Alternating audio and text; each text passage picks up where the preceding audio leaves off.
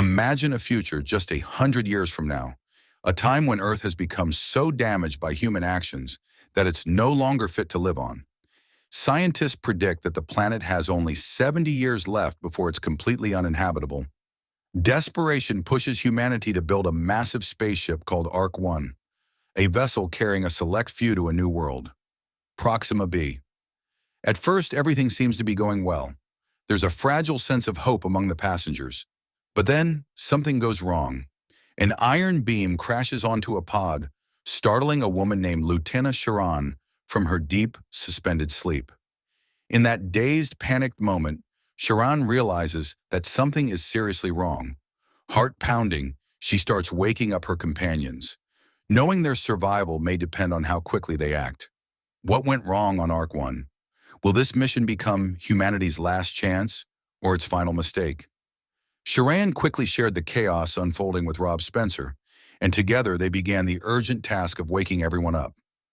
Panic filled the air as people hurriedly put on their helmets, trying to make sense of what was happening.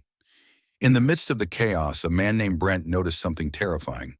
An iron beam had crashed onto the captain's pod, trapping him inside. Determined to help, Brent started lifting the heavy beam, but before he could do more, Sharon rushed over. Her first move was to secure Brent's helmet, and then she pulled him away, knowing deep down that rescuing the captain was impossible. Once they reached a safe zone, everyone removed their helmets, breaths heavy and uncertain. Sharon and Spencer decided they had to report the incident to the commanding officer, but when they reached his quarters, a chilling sight awaited them. A whole section of the spaceship was just gone. The commanding officer had vanished along with it. In that moment of stunned silence, Sharon knew what had to be done. She took a deep breath, shouldered the responsibility, and gathered everyone for an emergency meeting. The mission had changed, and their survival now rested on decisions made in the uncertain darkness of space. It turned out that Ark One had suffered a catastrophic, unknown malfunction. A whole section of the spaceship had broken apart, forcing everyone to wake up a full year before schedule. The mission to Proxima B, humanity's last hope, was now on shaky ground. With limited food and water, survival depended on careful rationing, precise planning, and a bit of luck. Despite the grim situation, Sharon held on to hope. They were the last chance for the people left on Earth. After the tense meeting, a young crew member named Agnes approached Sharon with a bold idea. What if they tried growing vegetables inside the spaceship? It sounded risky, but it also offered a glimmer of hope. Excited, Sharon immediately ordered power to be directed to that section of the ship. However, not everyone saw this as a beacon of hope. Spencer, frustrated by the hasty decision, confronted Sharon. He argued that such a major move should have been discussed first, especially since there was no guarantee the crops would grow. Caught off guard but determined to maintain order, Sharon apologized for her mistake, but firmly warned Spencer to think twice before questioning her authority in front of everyone again. To address the growing tension, a board meeting was called. Would this daring idea bring them a step closer to survival or drive the crew further into uncertainty? After much debate, the crew agreed to go along with Sharon's plan. Just as a sense of cautious optimism began to settle in, disaster struck. The ship's oxygen levels began to plummet rapidly. Panic set in, and the crew quickly called for Jasper, the ship's life support officer. But Jasper was nowhere to be found. Alarms blared, and everyone scrambled to put their helmets on. Amid the chaos, a crew member named Doran Beller found himself trapped in the medical room without a helmet. Desperation set in, but just in time he spotted an oxygen cylinder. Strapping it on, he began searching for a way out, his breath echoing loudly inside the mask. Meanwhile, security head Felix managed to track down Jasper and brought him to the deck, hoping he'd fix the critical issue. But instead of offering solutions, Jasper made a shocking confession. He wasn't the real Jasper. He had bribed his way onto the mission, convinced that Earth might not even have the 70 years scientists had predicted. It was a desperate act fueled by fear, a last-ditch attempt to escape a doomed planet. Sharon's anger was immediate and sharp. Furious at the betrayal, she ordered Jasper's arrest. With no time to waste, she gathered experts from various fields to find a solution before the situation worsened. Meanwhile, Beller managed to pry open a door saving several crew members who were moments away from suffocation. As the team fought to regain control, a young woman named Alicia tirelessly worked to pinpoint the root of the oxygen issue. Spencer and another crew member were sent outside the ship to investigate. Battling the vast, unforgiving silence of space, they discovered a critical leak. After sealing it, the oxygen levels stabilized. Everyone could finally breathe a little easier. Thanks to Alicia's quick thinking and dedication, she was promoted to Chief of Life Support. The crew had narrowly escaped disaster, but the cracks in their mission were becoming harder to ignore. Despite their best efforts, 6 lives were lost. The weight of that failure hung heavy on everyone, especially Sharan. Not long after, she confronted Jasper in his cell, anger simmering beneath her composed exterior. She warned him that his deception could cost him his life. Jasper's response sent a chill down her spine. He wasn't the only one on Ark One who had lied to secure a spot on the mission. There were others. Sharan walked away, stunned and questioning just how deep the lies ran. A meeting was soon called to decide Jasper's punishment. Some argued for justice, others for mercy, and it was eventually decided to hear Jasper out. However, when they arrived at his cell, they were met with a grim sight. Jasper was dead, his throat slit. The traitor had become a victim, and the mystery surrounding Ark One only grew darker. The next day, Spencer and his partner were working outside the ship, attempting to repair the damage from the earlier breach. Suddenly, a storm of space debris struck. Spencer managed to survive with minor injuries, but his partner wasn't so lucky. Another life lost, another crack in the mission's fragile foundation. Shaken, Spencer began connecting the dots. The early wake-up, the disappearance of the commanding officer, Jasper's murder. Was it all connected, or just a series of tragic coincidences? Suspicion began to take root. He spoke to James, the department head, questioning Sharan's position as captain. How had she, someone with no proper training, taken over so swiftly after the commanding officer's disappearance? Was her confidence genuine leadership or a mask hiding something more sinister? Meanwhile, security head Felix tried to trace who had visited Jasper's cell before his death, but the records had mysteriously vanished. Someone on board was covering their tracks, and it was clear they knew what they were doing. As if the crew hadn't suffered enough, a sudden burst from a water pipe flooded Agnish's greenhouse, their fragile hope for sustainable food. With their water supply now critically low, they had just 9 days left before dehydration became a new threat. While cleaning up the flooded area, Agnish noticed something unsettling, a blade left behind, suspiciously out of place. It didn't take long for him and Alicia to suspect that this blade had not only sabotaged the water pipe, but may have been the very weapon used to kill Jasper. Trust was eroding fast, and paranoia crept through the crew like a shadow. Was there a saboteur among them, or were they all just victims of a doomed mission? Agnish couldn't shake the suspicion that the burst water pipe was no accident. Holding the blade he found, he headed straight for Felix, determined to uncover the truth. Meanwhile, Eva and her team worked desperately to salvage as much of their remaining water as possible, knowing that every drop counted. The following day, James was inspecting the ship from the outside, with Spencer watching his progress from inside. As James carefully examined the ship's surface, he noticed strange, diamond-like crystals clinging to the hull.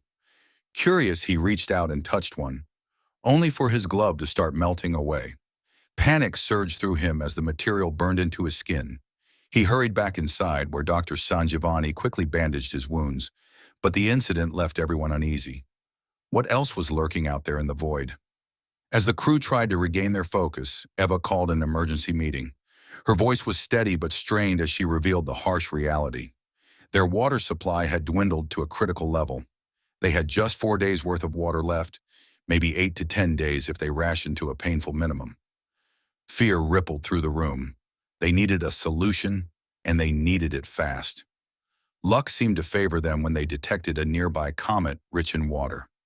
It was a risky opportunity, but it could save them all. James volunteered to land on the comet, tasked with extracting the precious water, while Eva coordinated the mission from the ship. The operation was tense, every moment thick with uncertainty, but it worked. James managed to secure the water, and for the first time in days, the crew felt a glimmer of hope. Relief washed over them, and James received well-deserved praise. However, that night, just as a sense of normalcy began to settle, Spencer received a cryptic message, an address linked to Jasper's belongings. Curiosity mixed with caution, he followed the lead and uncovered a hidden memory drive. When he played the video, his heart sank. It was footage of Sharan, taken by Jasper himself in a bar. In the video, she was violently confronting a biker, her fury unchecked. The scene escalated quickly. Brutal blows, a flash of a blade, and finally the biker's throat was slit. The Sharon in the video was nothing like the composed leader Spencer thought he knew. The realization was chilling. What had Jasper uncovered before his death, and who else on Ark One was hiding dark secrets? Spencer sat frozen, the video replaying in his mind over and over. The image of Sharon in the bar slashing the biker's throat was seared into his memory. He immediately rushed to Felix, eager to show him the footage, and together they acted quickly. Sharan was arrested, charged with Jasper's murder, though she remained adamant. Her voice was calm, almost too calm, as she insisted the woman in the video wasn't her. "It's AI," she said. "The girl in that video was created by the system. It's not me." Meanwhile, Agnesh's troubles had only grown. His vegetables, once thriving, were mysteriously spoiling. Desperate for answers, he barely had time to process the situation when James called him to check his melted gloves. Something was wrong. Deeply wrong. As Felix continued to interrogate Sharan, she insisted that the video couldn't possibly be real. She was in the middle of an important meeting about Ark One at the time of the incident, she explained. But Felix was too distracted, too overwhelmed by strange occurrences around the ship. The crew, one by one, were suffering from disturbing lapses in focus. Some even complained of hallucinations, seeing things that weren't there, and struggling to hold on to reality. It wasn't just Felix. Everyone was affected.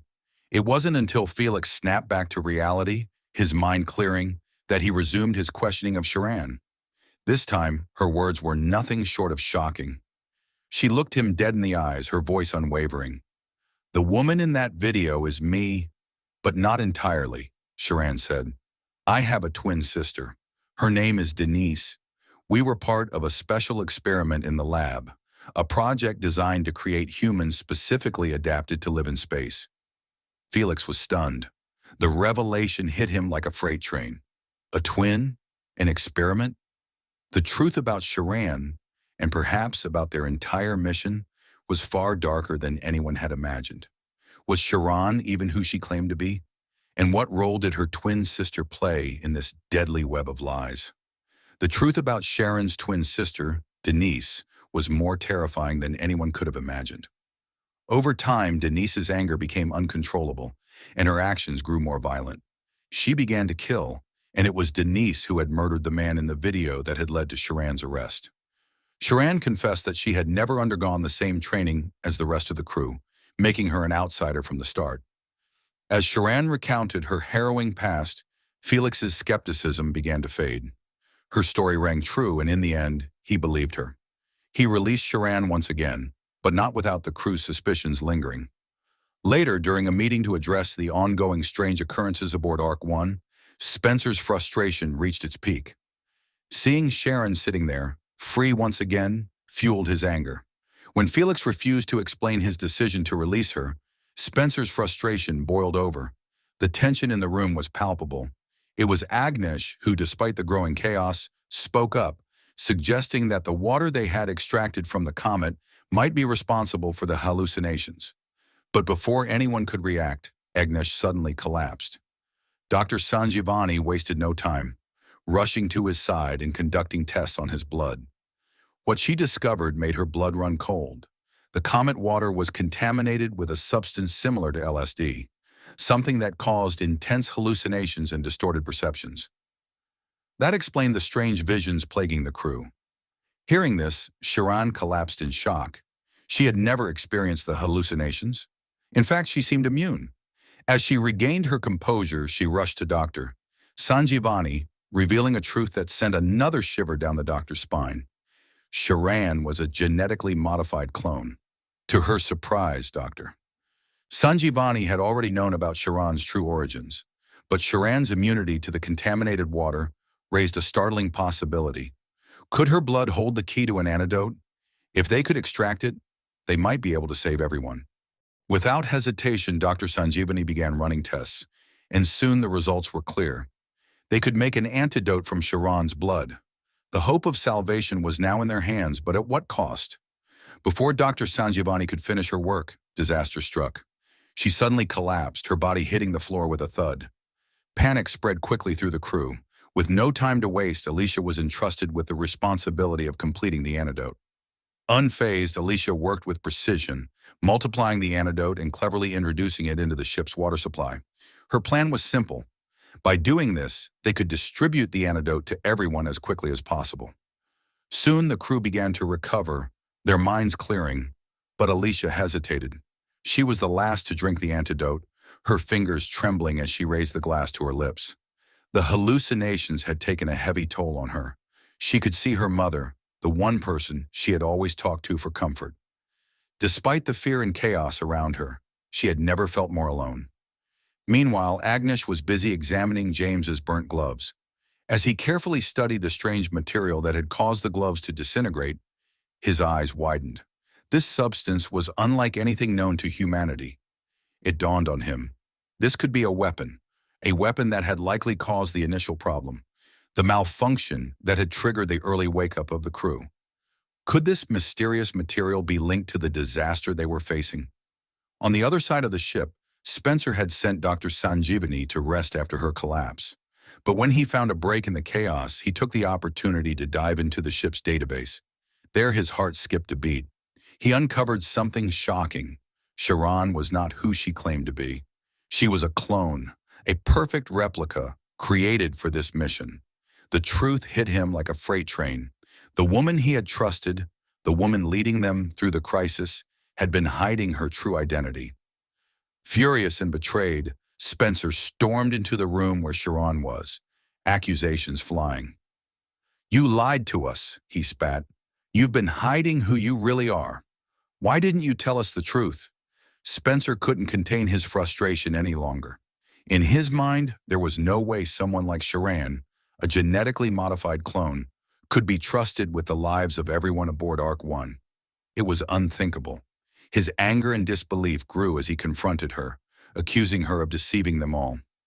"How can we rely on a clone to lead us?" Spencer demanded, his voice cold. "It's ridiculous. You can't be the captain of this ship." Sharan tried to explain, tried to convince him that her abilities and decisions had been driven by genuine care for the crew, but Spencer wasn't swayed. He took the issue to the council, determined to expose her true nature. Using the footage of Sharan's violent twin sister, Denise, as evidence, Spencer hoped to sway the council's opinion. However, the council's decision was far from what Spencer expected. Every member, except him, stood in support of Sharan. They recognized her leadership, her quick thinking, and the countless times she had proved herself under pressure. Despite Spencer's accusations, the council voted unanimously, and Sharan was declared the official captain of Ark One. As soon as the title was hers, Sharan wasted no time. She immediately began assigning tasks to the crew, her focus sharper than ever, determined to lead them through the disaster that lay ahead. Meanwhile, in the engine room, Eva and her assistant Gregor were scrambling to increase the spaceship's speed. Time was running out, and they needed to reach Proxima B quickly. They decided to push the ship's engines with overactive fuel, an extreme choice, but one they hoped would give them the boost they needed. Gregor, however, was hesitant. "Eva, this could overheat the fuel and cause a meltdown," he warned, his voice thick with concern. But Eva was resolute. "We don't have time for hesitation. We need to take the risk." With that, she left Gregor in charge of the engine room, instructing him to pull the lever if things got out of hand. She had faith that he would manage the situation, but she couldn't have predicted how quickly things would spiral out of control. Moments after she left, the overheating fuel caused a catastrophic meltdown. Radioactive radiation began to spread throughout the engine room, the deadly exposure happening so quickly that Gregor never had the chance to pull the lever. Back on the bridge, James noticed a sudden drop in the ship's speed. Alarmed, he immediately informed Sharan, and they both suspected the cause, a fuel tank explosion. They tried to reach Gregor, hoping for some confirmation, but their calls went unanswered. Fear began to settle in. Was Gregor still alive? And if not, what would the consequences be for the rest of the crew? Panic spread throughout the ship as Eva rushed to the engine room, her heart pounding. But when she arrived, she was met with a terrifying sight. The engine room doors were sealed tight, locked automatically due to the dangerous radiation levels inside. Eva's blood ran cold. She knew that even stepping inside could mean certain death. Without wasting a second, she contacted Sharon, her voice trembling as she relayed the news. The engine room's locked.